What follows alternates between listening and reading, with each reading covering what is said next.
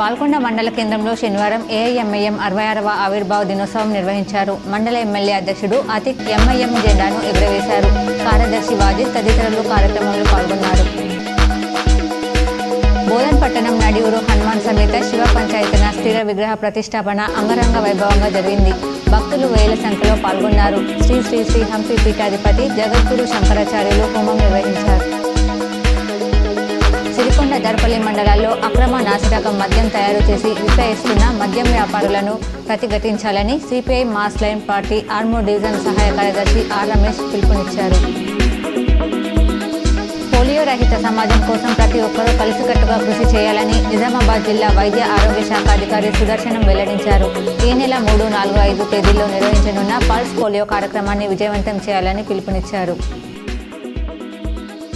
డిచ్పల్లి మండలంలోని నడిపల్లి గ్రామంలోని గ్రామ పంచాయతీ ఆవరణలో కాంగ్రెస్ పార్టీ 6 గ్యారంటీలలో 4వ గ్యారంటీ అయిన గృహజ్యోతి పథకాన్ని రూరల్ ఎమ్మెల్యే భూపతి రెడ్డి ప్రారంభించారు. ఆర్మూర్ మున్సిపల్ కార్యాలయంలో మాజీ స్పీకర్ దుద్దిల్ల శ్రీపాదరావు జయంతి ఘనంగా నిర్వహించారు. ఆర్మూర్ మున్సిపల్ పరిధిలోని పెరికిట్లో ఏఐఎంఐఎం ఆవిర్భావ దినోత్సవ వేడుకలు ఘనంగా నిర్వహించారు.